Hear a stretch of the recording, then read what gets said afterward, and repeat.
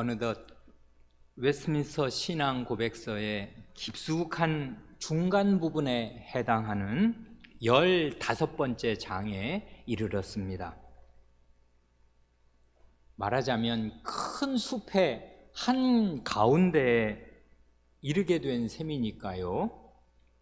여기가 어딘지 모르고 길을 헤매지 않기 위해서 이제까지 지나온 길을 잠시라도 상기해 보면 좋을 것입니다. 이 신앙고백서 6장서부터 오늘 살펴볼 15장까지의 큰 흐름, 우리가 지나온 길목을 대강만 짚어보면 이렇게 됩니다. 사람이 하나님께 죄를 지었습니다. 6장이지요. 죄는 영원하신 하나님의 영원한 법을 파괴한 것이어서 죄에 대한 책임과 형벌도 영원할 수밖에 없습니다. 그런데 하나님께서 오직 은혜로 그 중한 죄를 용서해 주실 것을 약속하십니다. 그게 7장 은혜 언약입니다. 하나님께서 약속하신 대로 죄인의 죄 문제를 완전히 해결하여 주실 구원자를 보내십니다.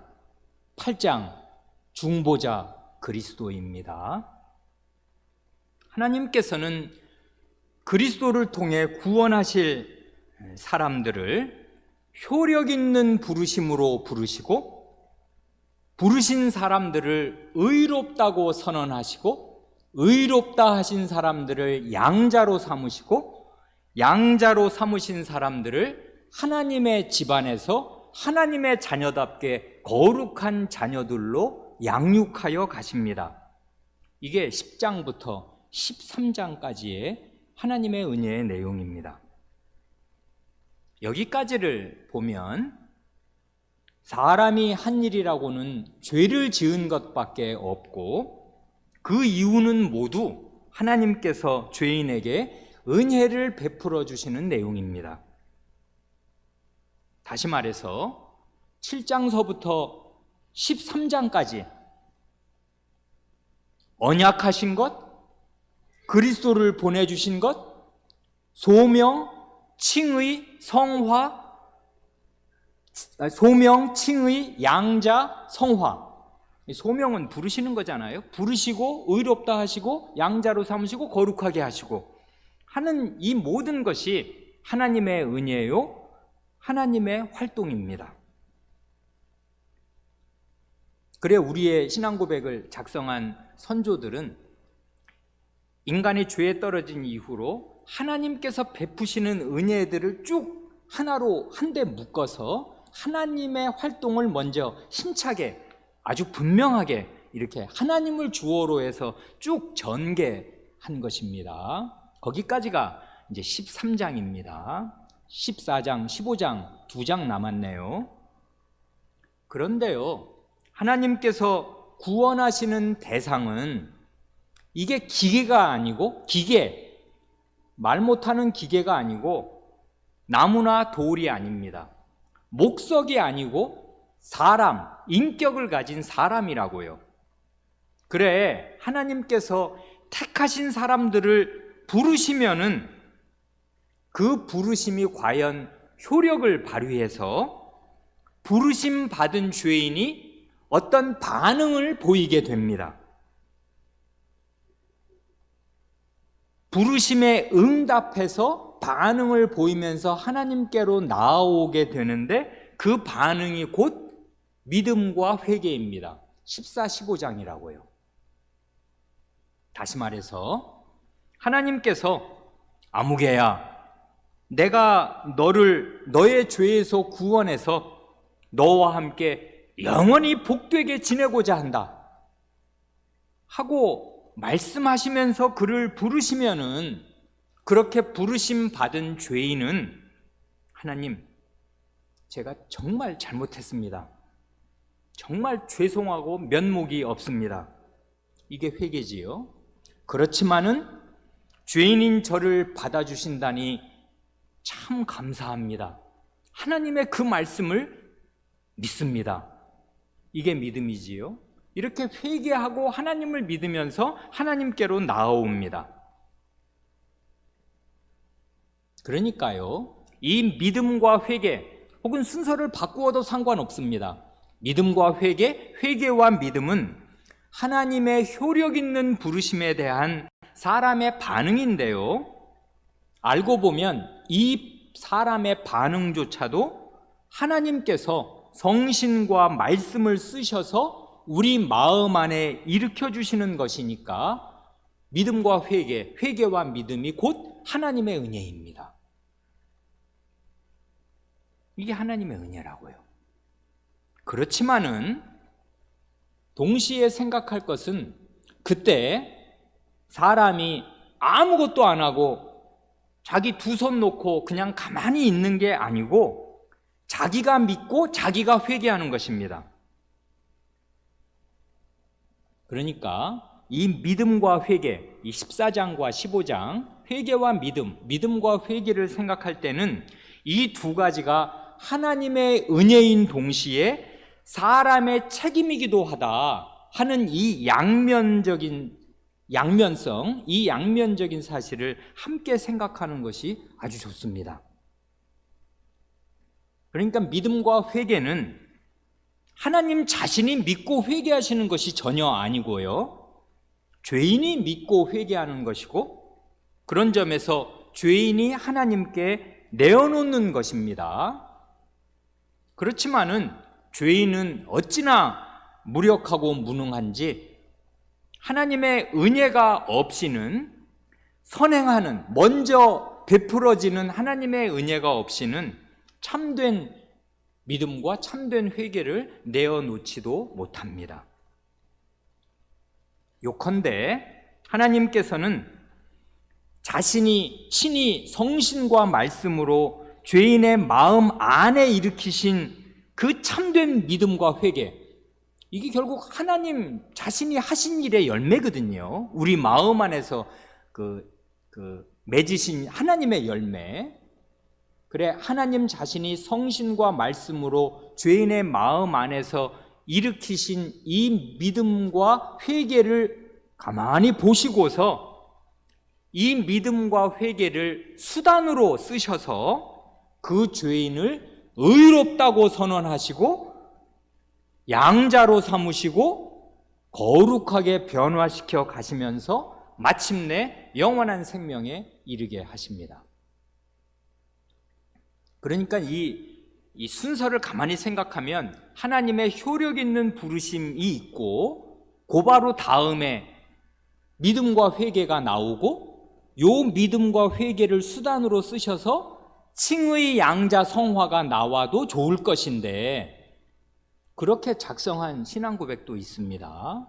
그런데 우리의 신앙고백은 아까 말씀드린 대로 이 믿음과 회개는 어쨌든 사람이 하나님께 내어놓는 것이니까 하나님께서 우리에게 압도적으로 베푸시는 은혜의 목록들을 먼저 쫙 10장, 11, 12, 13장 이렇게 네 가지로 중대하게 부르심, 소명, 칭의, 성화, 이거를 쫙 이제 양자 성화, 이걸 쫙 이제 열거한 뒤에 그 다음에 다른 주제, 이제는 이런 하나님의 은혜에 대한 사람의 반응을 이렇게 이제 그 믿음과 회개를 뒤에 따로 묶어서 이렇게 내놓은 것입니다.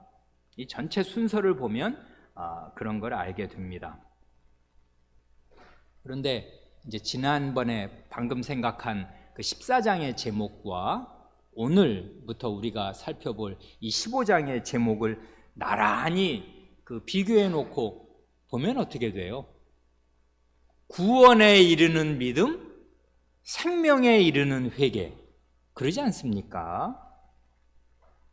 이 짝이 맞도록 이 번역을 참 잘 하였습니다. 여기 생명에 이르는 회개할 때 이 생명은 영원한 생명이겠는데요, 그 앞에 구원에 이르는 믿음에서 그 구원이나 생명, 영생에 이르는 회개에서 그 생명, 구원과 생명, 영생이나 하나님의 나라, 곧 천국은 결국은 같은 것입니다. 구원, 영생, 생명, 천국, 하나님 나라, 이건 다 같은 내용이라고요. 같은 실체를 다른 말들로 표현한 것일 뿐입니다. 구원을 얻은 사람이 하나님 나라, 천국에 들어가서 영원한 생명을 맛보고 누리는 것입니다. 이렇게 구원과 영생과 천국을 얻기 위해서 죄인인 사람이 반드시 내어놓지 않으면 안 되는 것이 믿음과 회개와 믿음입니다. 그래, 이 믿음과 회개는 동전의 양면처럼 딱 붙어 있고 함께 갑니다. 믿음 없는 회개는 인간적인 후회와 자책일 뿐입니다. 회개 없는 믿음은 공허하고 헛된 믿음입니다. 예수님을 믿는다는 것은 죄인의 구주로 믿는다는 건데, 죄를 회개하지 않고 예수님을 믿는다는 게 무슨 그게 정당한 실속 있는 참된 믿음이겠습니까? 회개 없는 믿음은 가짜이고 구원 얻는 믿음이 아닙니다. 그래, 여기까지를 대강 이제 그 큰 흐름으로 서론 삼아 말씀드리고, 이제 15장 1절을 우리 함께 고백하고 살펴보기로 합니다. 15장 1절, 생명에 이르는 회개는, 시작, 생명에 이르는 회개는 복음으로 말미암는 은혜이며, 복음의 직분자라면 누구든지 그리스도를 믿는 교훈뿐 아니라 회개의 교훈도 함께 전하여야 합니다. 여기 맨 앞에 생명에 이르는 회개는 복음으로 말미암는 은혜이며, 이 말 그냥 뼈대만 딱 추리면은 회개는 은혜다, 그거지 않습니까? 회개는 하나님의 은혜입니다. 내가 하는 거지만 하나님의 은혜가 있어야 한다고요. 그래, 거기 맨 처음 증거선구, 그 교재 가지고 계신 교재 각주 1번의 첫 번째 증거선구가 그 사도행전 11장 18절인데요. 이건 찾아보시면 베드로 사도가 거기 이제 가이사랴 해변가에, 그 북쪽 해변가에 있는 그 도시 아니에요. 그 로마 총독부가 있었던, 총독부가 있으니까 거기 이제 로마 그 주둔군이 있고, 그 로마 사람 이방인 그 백부장 고넬료가 거기 가이사랴에 있었다가 이제 이 사람이 베드로 사도의 방문을 받아서 이제 그 믿고 세례를 받고 성신을 받게 된단 말입니다. 그래, 그 일이 이제 그 이스라엘 경내에서 이방인에게 그 복음이 전해진 아주 중대한 일이 되었습니다. 그래, 이게 이제 사도가 직접 가서 그렇게 하다 보니 이 일이 교회에 알려졌고, 교인들이 맨 처음에 그걸 감당하기가 어려웠습니다. 할례자가 무할례자의 집에 가서 같이 음식을 먹고 자고 음식을 이렇게 나누니까, 이게 이제 구약에 있던 의식법, 이 정결에 관한 음식 법들을 사도가 어긴 것처럼 되어서 이게 교회 안에서 대단히 문제가, 특히 할례나 구약의 이 법들을 중요하게 생각하는 교인들에게 굉장한 문제가 되었단 말입니다. 그래, 이제 그것을 설명하느라고 사도행전에 이 고넬료의 회심 사건이 2번 길게 이제 그 기록이 됩니다. 그래, 그 말을 이제 베드로 사도가 성신께서 어떻게 나를 감동하셨고 어떤 일들을 다 주밀하게 마련하신 끝에 내가 그 집에 가서 이렇게 복음을 전한 결과로 여러분들이 예루살렘에서 그때 성신이 내려오셔서 성신을 우리가 받은 것과 똑같이 그 집에도, 그 집 식구들에게도 성신이 내려오신 것, 나와 우리들 함께 간 형제들이 다 보았다, 우리가 그 증인이다, 이렇게 말했단 말입니다.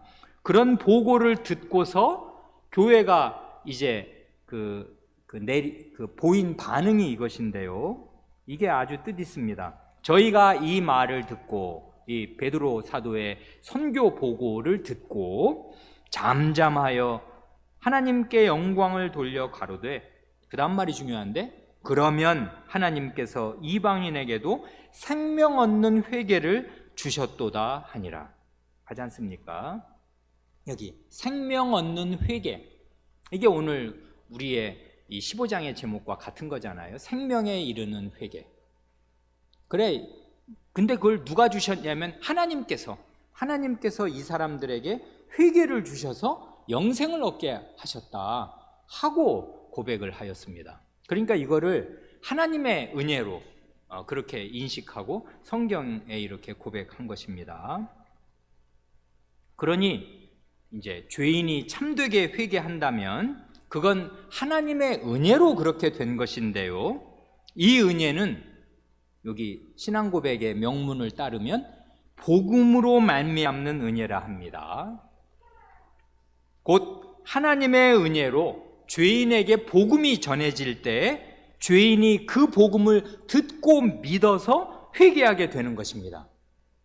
이렇게 복음을 믿는 믿음과 회개는 딱 붙어 있어요. 회개는 복음으로 말미암아 하게 되는 것이에요. 복된 소식, 기쁜 소식, 이걸 믿고 네 죄를 버리면 영원한 생명을 얻고 너의 모든 죄를 용서받는다 하는 그 복된 소식을 들을 때 죄인이 자기 죄를 깨달으면서 그 죄를 버릴 힘을 얻게 되거든요. 그래서 믿음과 회개는 이게 한 세트예요. 한 쌍입니다. 동전의 양면이에요. 복음 없이 회개 없어요. 그렇기에 여기 15장에서 참된 회개를 고백할 때 제일 먼저 이 1절에서 하는 말이 뭐냐 하면, 복음의 직분자라면 누구든지 그리스도를 믿는 교훈뿐 아니라 회개의 교훈도 함께 전하여야 한다, 그것입니다. 복음의 직분자라면, 목사라면은 그리스도의 복음을 믿으십시오 하고 믿음의 도리를 전할 뿐만 아니라 반드시 죄를 버리고 죄에서 돌이켜 회개하십시오 하고 회개를 촉구해야만 한다, 그것입니다. 그러니까 설교자는 반드시 믿음과 함께 회개를 전해야 합니다. 그러니까 모든 설교에 믿음을 얘기할 때마다 회개가 나와야 된다, 뭐 그런 뜻은 아니겠습니다만은 어찌됐든 그가 전하는 복음을 전하면 복음과 함께 회개를 전해야 하고 믿음과 회개를 같이 이렇게 전해야 합니다. 회개 없이 복음을 전하면 그 복음이 반쪽짜리가 되고 참된 복음이 되지 못해요. 왜 그러냐 하면 죄를 그대로 안고 교회로 들어올 수가 없단 말입니다. 하나님 나라는 거룩한 나라인데 죄를 버리지도 않고 죄를 사랑하는 마음을 그대로 가지고 와서 구원을 받겠다 하면 안 된단 말입니다. 어불성설입니다. 그래서 여기 보면은 아주 그 회개에 대해서 얘기할 때 제1절이 이거 가만 생각하면 의아하지 않습니까? 목사의 책임을 여기에 제일 먼저 적시하고 있어요. 믿음을 전하는 사람은 반드시 회개도 함께 전해야만 한다. 의무입니다. 의무. 그러니까 믿음이 말씀의 봉사로 생겨난다면 그렇게 말씀의 봉사자는 믿음을 전할 때 회개도 반드시 전해야 한다 하고 목사의 책임을 먼저 명기하였습니다. 그래, 이게 성경적인 전도이고 이래야 성경적인 전도입니다. 믿음과 회개, 복음과 회개가 함께 들어 있어야 된다, 그것입니다. 이건 성경에 아주 분명한 근거를 가지고 있습니다. 아주 대표적인 말씀이 거기 증거선구 두 번째인가 세 번째에 나오는 그 마가복음 1장 15절 말씀 아니에요. 이건 예수님께서 그리스도로서 이제 직분자로서 복음을 전하신 맨 첫 마디에 해당되는데요, 그 말씀이 아주 뜻깊습니다. 가라사대 때가 찼고 하나님 나라가 가까웠으니 회개하고 복음을 믿어라. 하나님의 때, 하나님께서 정하신 역사의 마지막 날이 이르렀다. 이제 하나님 나라가 왔다. 죄와 사탄의 지배는 끝나고 하나님께서 자기 백성을 영생으로 인도하시고 다스리시는 그 영광스러운 나라가 왔다. 그걸 선언하시면서 동시에 회개하고 복음을 믿으라. 회개와 믿음을 동시에 말씀하셨단 말입니다. 그러니 하나님이 정하신 때가 이르러 하나님 나라가 나타나면 죄인은 반드시 자기 죄를 회개하면서 복음을 믿어야 해요. 이게 순서입니다. 회개 없이 복음을 믿을 수가 없어요. 거꾸로 얘기해도 되는데 복음을 믿지 않고 회개할 수도 없습니다. 이런 그리스도로서의 복음 전도, 믿음과 회개를 동시에 나란히 제시하신 그리스도의 그 빛나는 모범이 있어서인지 우리가 그동안 상당히 공들여 수요기도회 때 그리고 주일 아침에 얼마 전까지 살펴본 그 사도행전 2장의 신약시대의 첫 설교 있지 않습니까? 12사도가 쫙 서서 베드로 사도가 12사도단을 대표해서 그 힘있게 전하였던 그 오순절 강설의 요지가 뭐냐면 너희가 십자가에 못 박은 이 예수를 하나님이 주와 그리스도가 되게 하셨느니라. 그거지 않습니까? 너희가 한 일은 그리스도를 십자가에 못 박은 일이고 하나님이 하신 일은 그렇게 십자가에 못 박혀 죄인으로서 죽임당하신 그 예수를 살리셔서 주와 그리스도, 주와 구원자가 되게 하셔서 너희한테 돌려보내신 거 아니냐. 그러니까 여기 보면 회개해야 할 것과 복음에 복된 내용을 그냥 완전히 그 태극 문양처럼 아로 새겨서 동시에 회개와 복음을 전하는 거지 않습니까? 끔찍한 죄상, 하나님의 아드님, 자기들의 구원자를 스스로 죽여 없앤 그 죄상, 이건 씻을 수가 없는 죄지 않습니까? 이걸 무슨 수로 이거를 되돌리며 이걸 어떻게 부인할 수가 있겠습니까? 천지가 다 알고 온 우주가 다 알고 하나님이 아시고 이게 명명백백하게 중인환실이에 이루어진 일이란 말입니다. 그러니 이걸 어떻게 하면 좋아요? 그래, 인간의 죄상의 그 극악상, 이제 마지막까지 갈 때까지 간 것입니다. 하나님의 아들을 죽였으면 더 이상 무슨 죄를 어떻게 더 짓겠습니까? 그래, 인간의 그 끝까지 간 죄악상을 유보 없이 끔찍한 죄악상을 적나라하게 드러내는 동시에 아니 그런 예수를 하나님께서 너희의 주와 구원자로 주셨지 않냐 하고 이 복음을 제시하니까, 그러니까 베드로가 그 뒤에 2장 38절에서 너희가 회개하여 각각 예수 그리스도의 이름으로 세례를 받고 죄 사함을 얻으라. 그리하면 성신을 선물로 받으리라 하고 이제 약속하는 거 아니에요. 그리스도의 사도로서, 하나님의 사도로서, 아니 그 사람인데 성신 내리실 것, 성신 주실 것을 약속을 한단 말입니다.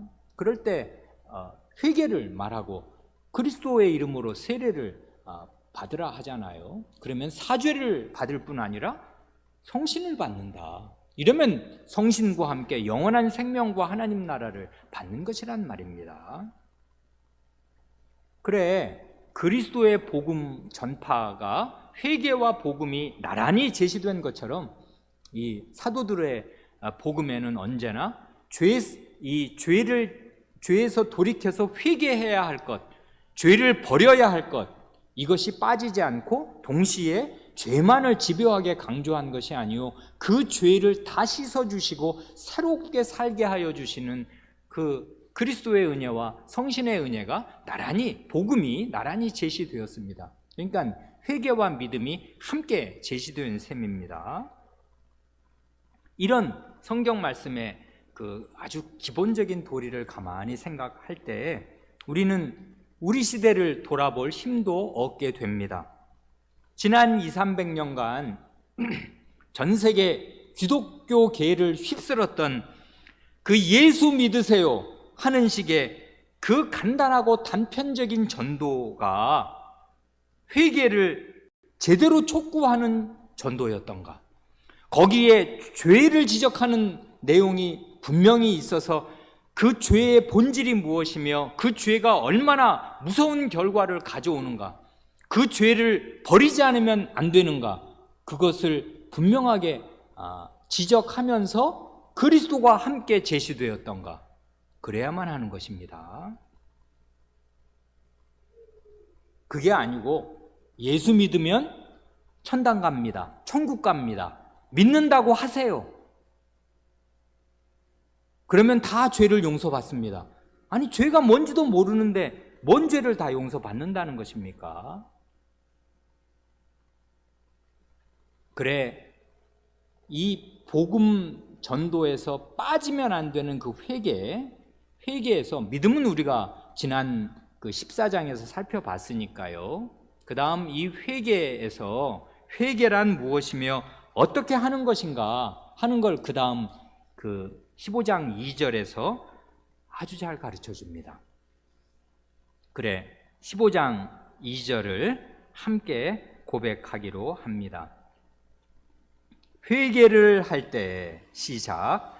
회개를 할 때 죄인은 자기의 죄가 하나님의 거룩한 성품과 의로운 율법에 반하여 위험할 뿐 아니라 더럽고 불결하다는 것을 보고 자각함으로써 또한 통회하는 자들에게 그리스도 안에서 베푸시는 자비를 깨달음으로써 자기 죄를 슬퍼하고 미워하여 죄악을 모두 버리고 하나님께 나아갑니다.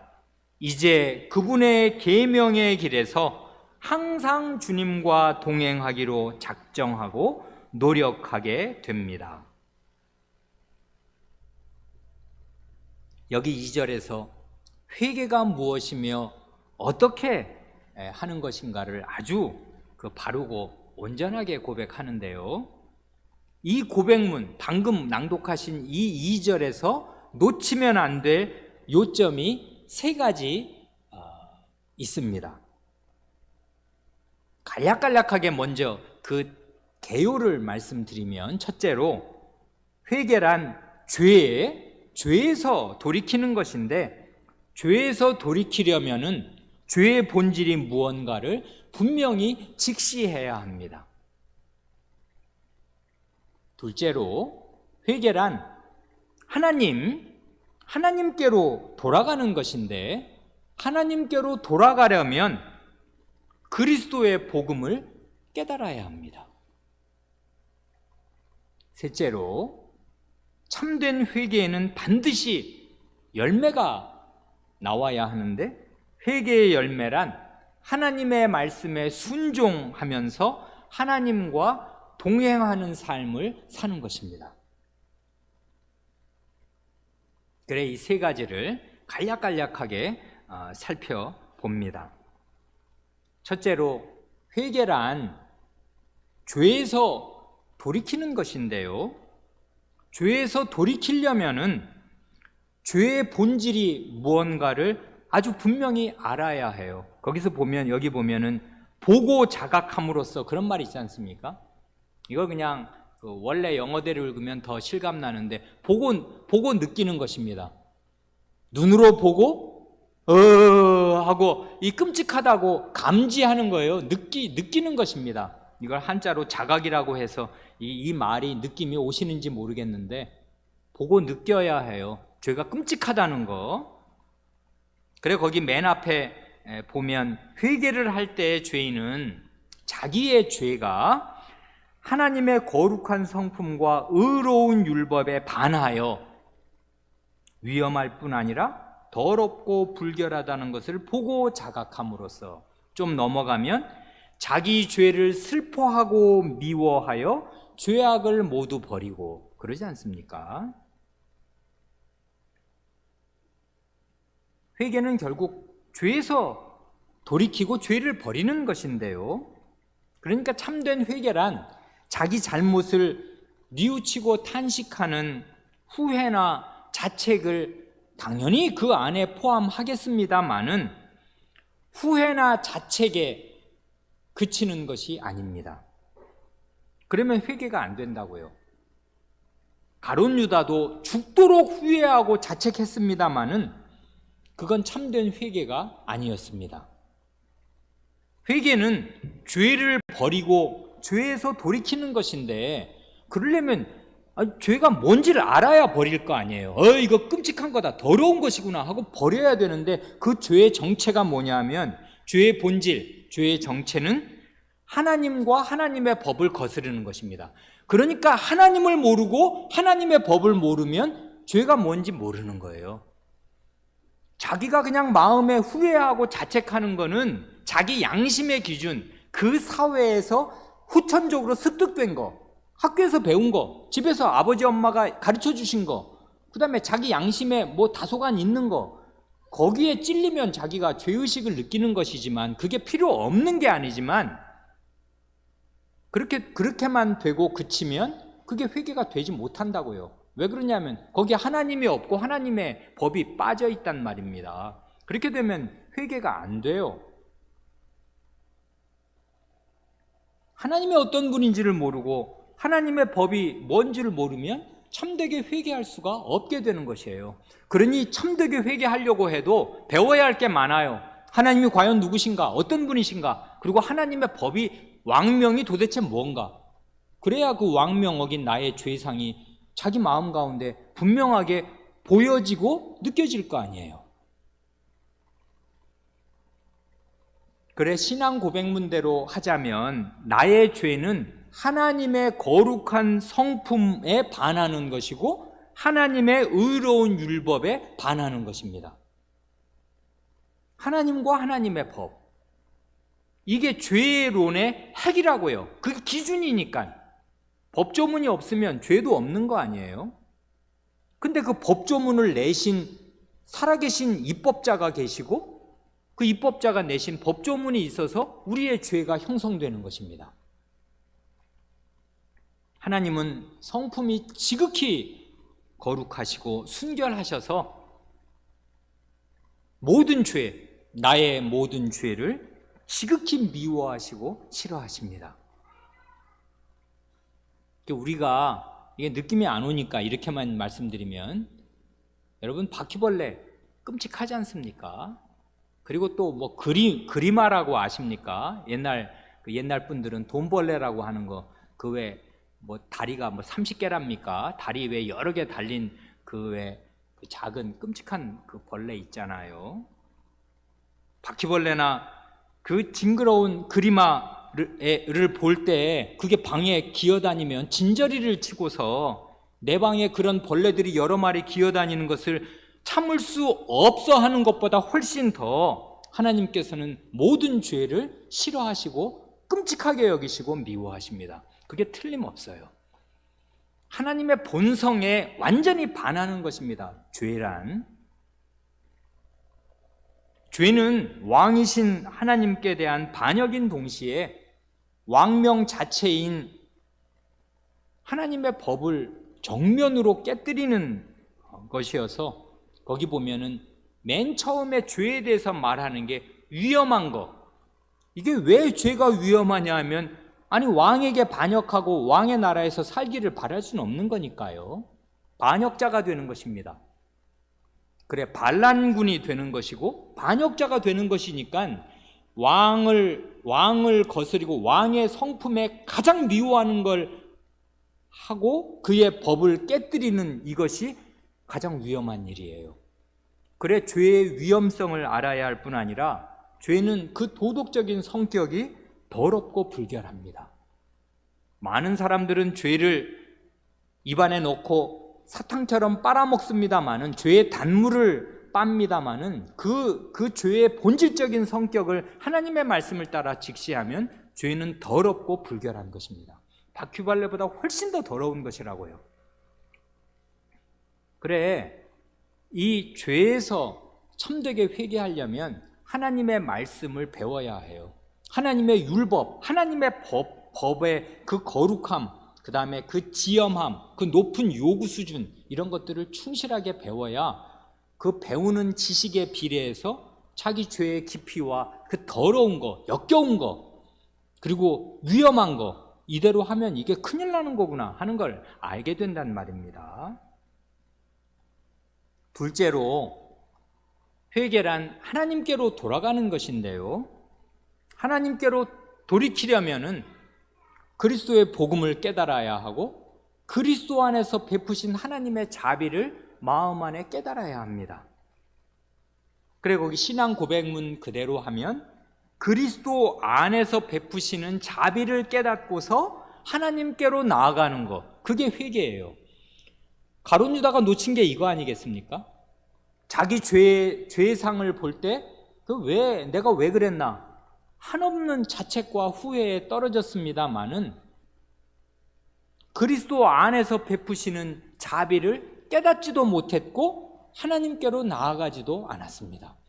사실 가룟 유다는 그의 죄가 참으로 악하고 악질적이고 파렴치한 것이기도 합니다마는 다른 제자들과 50보 100보였습니다. 다른 제자들이 나머지 11사도가 가룟 유다보다 뭐 특별히 나았냐면 나은 게 없었어요. 베드로의 부인을 보면 그게 가룟 유다랑 50보 100보입니다. 돈 훔치지 않았다, 그거 하나가 차이가 있다면 모를까? 주님을 배반하고 부인하고 도망간 거, 그거 50보 100보라고요. 그러니까 이 사람이 그리스도 안에서 자기에게 베푸시는 자비를 믿고 깨달았다면, 그리스도의 사랑을 깨닫고서 하나님께로 나와왔다면, 나중에 우리가 여기 15장 3절 4절을 쭉 보면 알겠습니다마는 용서받지 못할 큰 죄는 없습니다. 없어요. 그러니까 그리스도의 자비를 깨달아야 합니다. 그래 여기에서 바로 이 두 번째, 하나님께로 돌이키려면 복음을 깨닫고 복음 안에 나타난 그리스도 안에서 나타내신 하나님의 자비를 깨닫고 하나님께 나오는 게 회개다. 여기에서 바로 믿음과 회개가 만난다고요. 복음을 믿는 사람이 회개하고 하나님께로 돌이키는 것입니다. 이렇게 보면 아까 그 첫 번째와 두 번째, 첫 번째는 죄에서 돌이키는 게 회개고 두 번째는 하나님께로 돌아오는 게 회개라면, 회개에는 말하자면 명암이 있는 것입니다. 위험할 뿐 아니라 더럽고 불결한 나의 죄를 슬퍼할 때에는 그게 어둡고 캄캄한 암중 모색이지만 그 캄캄한 암실 같은 방 안에 복음의 서광이 비춰올 때 그 빛으로 나아가는 것입니다. 그래 회개에는 명이 있어요. 밝은 면이 있어요. 복음의 빛이 비춰온단 말입니다. 그럴 때 그 복음의 빛을 보고 하나님께로 나아가야 해요. 그래야 회개가 완성되는 것입니다. 그래 방금 전에 우리가 살펴본 그 사도행전 2장 36절, 너희가 십자가에 못 박은 이 예수를 하나님이 주와 그리스도가 되게 하셨느니라. 너무나 멋진 그 회개의 복음을 이렇게 선명하게 전할 수가 있을까 싶지 않습니까? 우리의 죄상이 무언지를 아주 명명백백하게 십자가에서 드러내면서 동시에 그 십자가가 우리의 죄의 적나라한 현장이면서 동시에 어떻게 그 십자가에서 하나님의 은혜가 우리를 살리시고 구원하시려는 하나님의 은혜가 어떻게 이렇게 그 선명하게 나타나는가 하는 것을 이 말로 제시했지 않습니까? 그런데 성도 여러분, 이 그리스도 고난과 부활이 있은 뒤에야 이렇게 명확하게 십자가의 복음, 부활의 복음이 선명하게 전파되면서 회개의 복음이 이렇게 명시적으로 전해지는 것이지만, 잘 보면요, 구약시대에도 본질상 이와 똑같은 회개의 복음이 전파되었습니다. 오늘 우리가 본문으로 읽은 스가랴 12장 10절이 이것인데요, 예전에 우리가 왜 주일 아침 성경 공부 시간에 왜 이제 구약 성경을 이제 두 번 거의 다 보아가던 참 아니었어요. 그런데 이렇게 생각해 보니 이 스가랴서를, 이 말씀을, 요 12장의 내용을 우리 어린 사람들과 그 부모님들 앞에 말씀드린 때가 벌써 만 4년이나 지났습니다. 그러니 4년 전에 말씀드린 내용 다 기억에 붙잡고 계시기도 어려울 줄로 아는데요. 스가랴서 12장 10절은 이게 너무나 놀라운, 그리고 너무나 망극한 구약의 십자가의 복음입니다. 회개의 복음이라고요. 여기 이 말씀이 이렇습니다.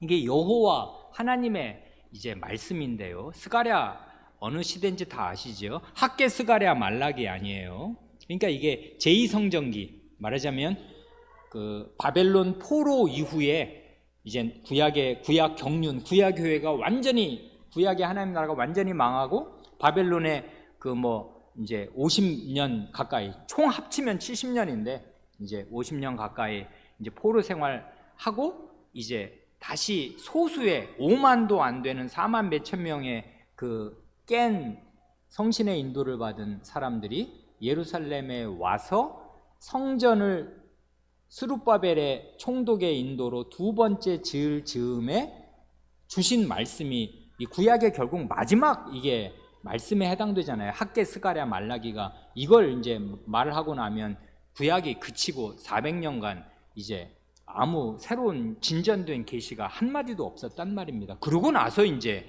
세례자 요한이 떡 나타나는 거란 말이에요. 그래 이게 거의 이제 말라기 시대와 같으니까 스가랴가 구약의 맨 마지막 세례자 요한이 와서 회개하라 천국이 가까이 왔느니라 하고 예수님과 똑같은 복음을 전하기 직전 400년 전에 마지막 말씀에 해당됩니다. 이 스가랴 12장이. 거기에 아주 이런 놀라운 말씀이 있어요. 스가랴 12장 10절은 이렇지 않습니까?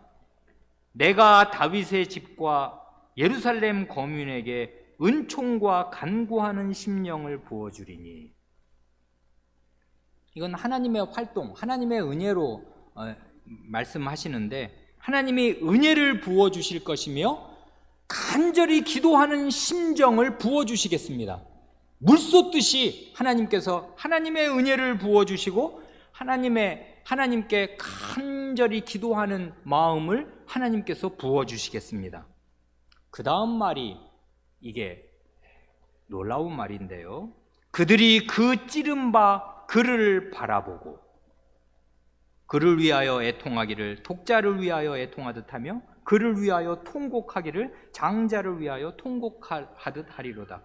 하나님께서 은혜를 부어주시고 간구하는 심령을 부어주시면 어떻게 되는가 하면 그들은 슬퍼 통곡할 것입니다. 어떻게 통곡하냐 하면 우리 집 맏아들이 죽었어요. 외아들인데 죽어버렸어요. 이러면 부모는 하늘이 무너진 것입니다. 안 그렇습니까? 자기 맏아들, 우리 집안 기둥인데 옛날 맏아들은 이게 아주 요즘하고 달랐단 말입니다. 자기 맏아들, 그리고 자기 외아들, 아들 하나뿐 이거 의지하고 살았는데 그 아들이 죽어 없어졌습니다. 그러면 그 부모의 슬픔, 그 애통, 통곡, 눈물, 그건 부모 된 분들은 다 아신단 말입니다. 그토록 울 것입니다. 통곡할 것입니다. 그 이유가 나오는데요. 이유가 이것입니다. 그들이 그 찌른 바 그를 바라보고. 이 말이 놀라운 말인데 우리말 번역은 담력이 약했습니다. 이 말을 그대로 번역하기가 두려웠던 모양입니다. 이해가 잘 안 됐으니까 그 찌른 바 그를 바라보고 하였습니다. 그가 누군지 모르지요. 누구야? 누굴 찔렀다는 거야? 모르게 번역을 해놓았습니다.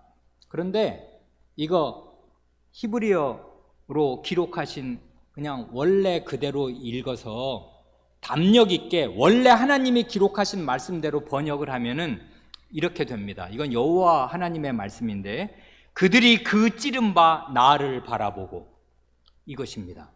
그 찌른 바 그가 아니라 그 찌른 바 나라고요. 나는 누구입니까? 여호와 하나님이시라고요.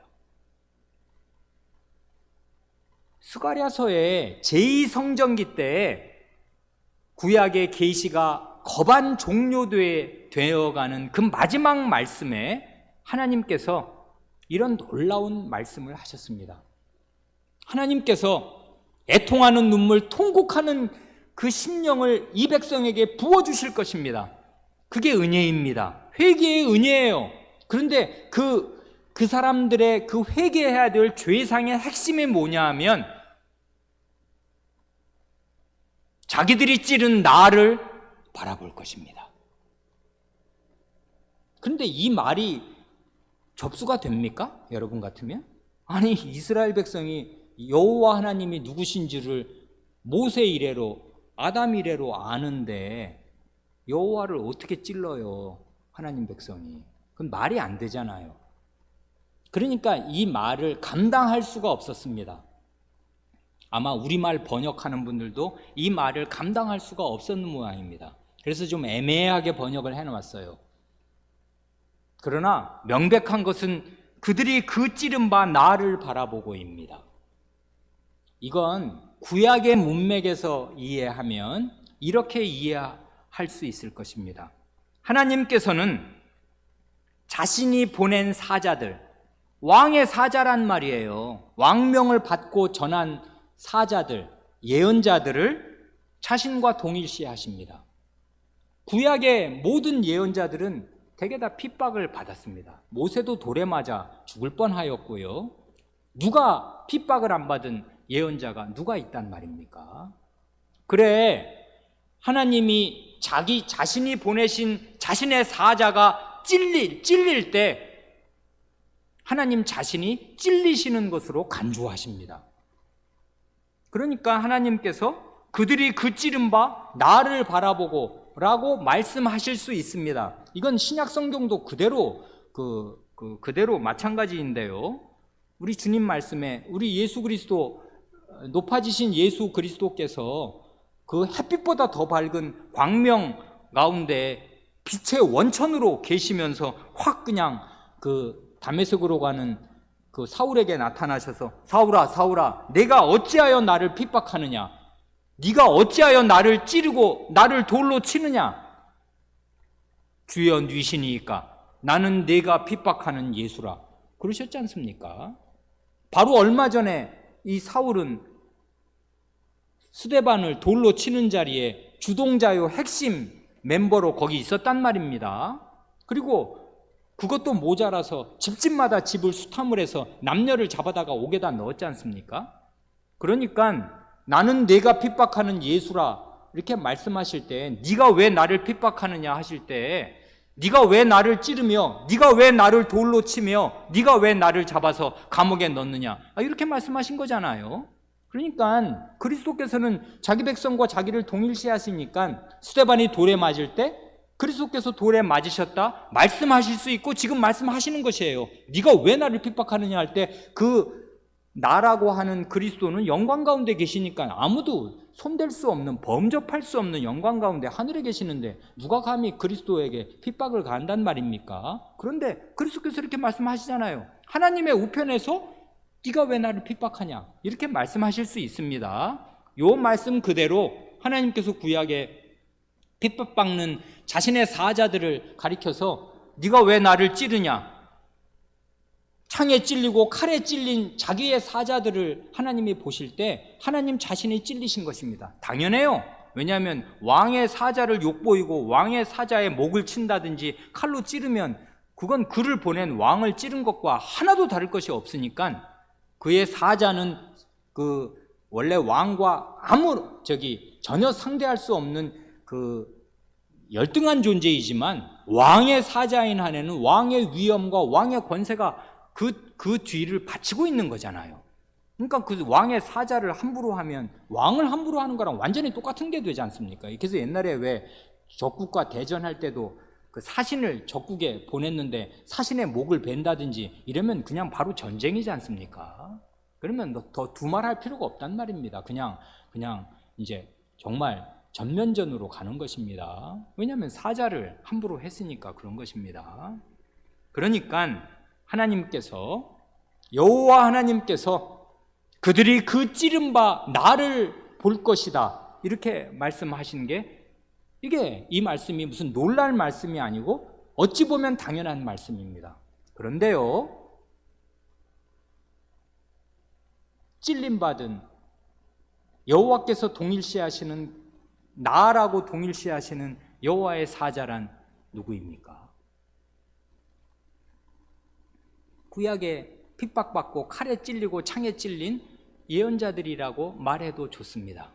그런데 요한 사도는 이 스가랴서의 말씀을 자기 마음에 새기고 깨닫고 있었습니다. 그래 요한 사도가 십자가 앞에서 이 말씀을 고백한다고요. 요한복음 19장 37절에 또 다른 성경에, 이게 바로 우리가 방금 읽은 스가랴서 12장 10절입니다. 요한복음 19장 37절에 요한복음을 쓸 때 요한 사도가 말하기를 또 다른 성경에 저희가 그 찌른 자를 보리라 하였느니라. 스가랴서가 예수님의 십자가에서 완전하게 이루어졌다. 그래, 그 찌른 바 나를 볼 것입니다. 찌른 자들이 볼 것입니다. 그래, 이 스가랴서의 말씀이 예수 그리스도의 십자가에서 아주 완전하게 이루어졌습니다. 죄인이 하나님을 찔렀습니다. 그리고 그 찌른 하나님을 봅니다. 눈물이 터져 나옵니다. 통곡이 터져 나옵니다. 내 아들 죽었습니다. 그런 부모의 심정으로, 이 세상이 하늘이 무너지는 그 심정으로 자기 죄를 깨닫습니다. 모든 죄인은 이래야 합니다. 이래서 회개와 복음은 함께 가는 거라고요. 너희가 십자가에 못 박은 이 예수를 하나님이 너희의 주와 그리스도로 세우셨다. 이게 복음의 요체입니다. 그러니 자기가 찌른 분이 누군가, 누가 찔렀나? 내가 찔렀지. 내 죄가 하나님을 찔렀지. 내 죄가 예수 그리스도를 찔렀지. 그래, 그의 숨을 끊어놓았지. 이게 내 죄의 정체다. 이걸 깨닫기 전에는 그 죄의 단물을 빨아먹는다고요, 죄인들이. 죄를 즐긴단 말입니다. 그러나 자기가 찌른 그분을 바라보게 될 때 죄의 역겨움을 알게 됩니다.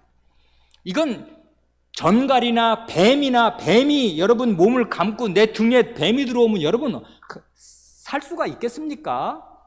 온몸 그냥 옷을 벗어 던지고 맨몸으로 전철을 타는 한이 있어도 그 뱀하고는 한 이불 속에서 못 있을 거 아니에요. 죄가 그런 거라고요. 그런데 어떻게 그렇게 죄는 단물을 빠냔 말입니다. 죄의 정체를 몰라서 그래요.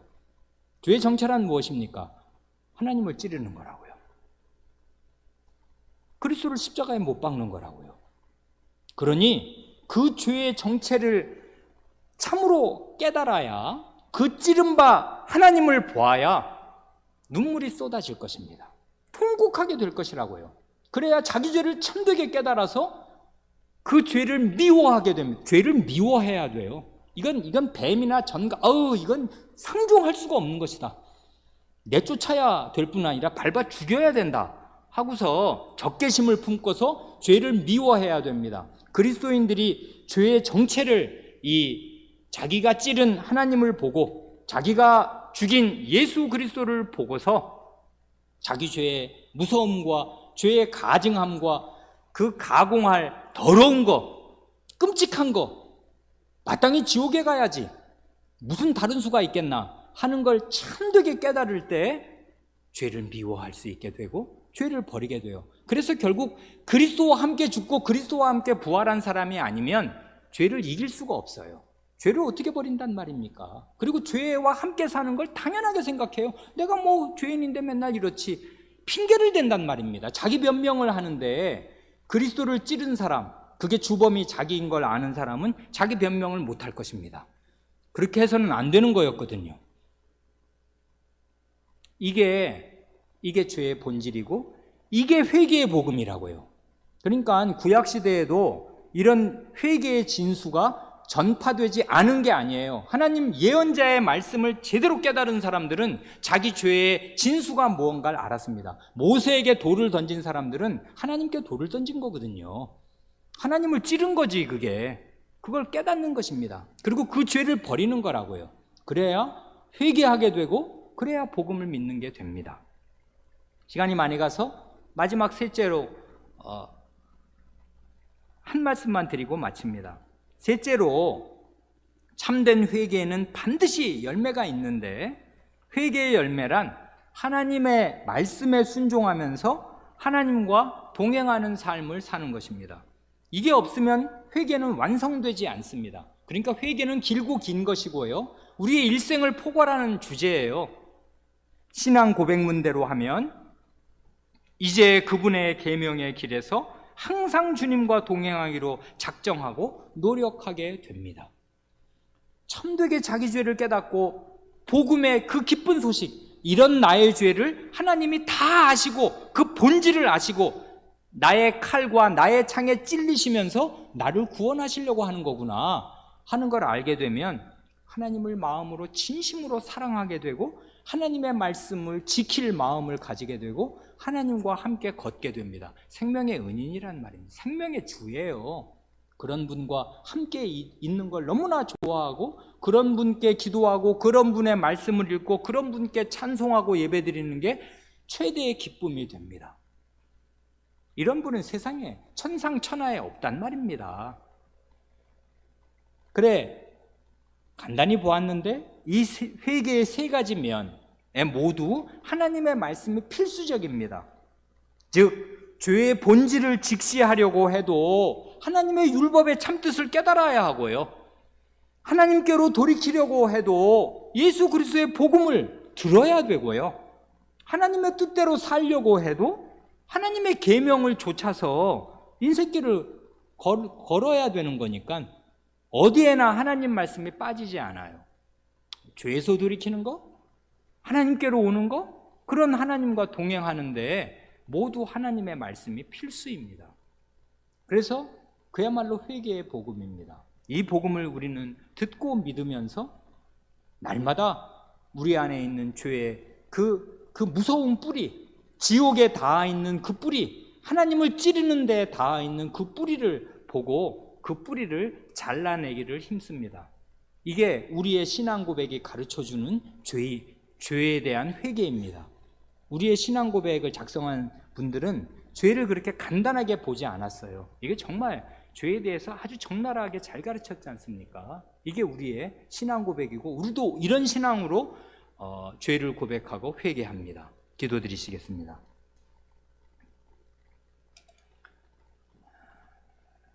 하나님 아버지, 하나님의 말씀을 듣고 배울 때, 구약의 말씀을 배울 때나 신약의 말씀을 들을 때 저희가 오갈 데 없는 죄인이요, 벌거벗고 온 세상 사람 앞에 서 있는 것보다 더 부끄러운 그리스도를 십자가에 못 박고 여호와 하나님을 찌른 주범들로 나타나 저희의 죄를 씻으려야 씻을 길이 없고 감추려야 감출 길이 없는 대역 죄인이요, 중죄인들이요, 아무런 가망이 손톱만큼도 없는 죄인들임을 알게 됩니다. 그러나 이런 저희를 하나님께서 구하시려고 아드님을 주시고 성신님을 주셨으니 하나님이야말로 저희의 구주시며 예수 그리스도야말로 저희의 주와 구주가 되심을 믿고 고백합니다.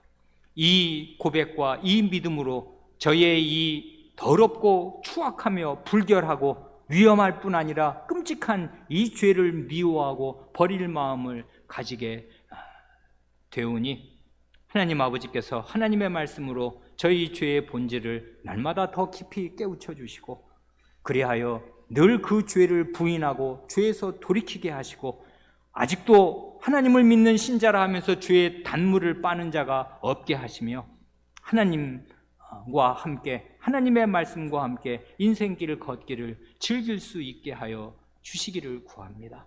그러므로 회개의 참된 열매가 저희의 인생 삶에서 하루 살면 하루 사는 만큼 더 많이 맺히게 하여 주시기를 구합니다. 그리하여 저희의 전 일생이 회개하는 일생이 되게 하여 주시고 저희의 지나온 걸음걸음마다 회개의 열매가 날마다 더 풍성하게, 더 절실하게, 더 확실하게 맺혀지게 하여 주시기를 구합니다. 우리 구주 예수님의 이름으로 기도합니다. 아멘.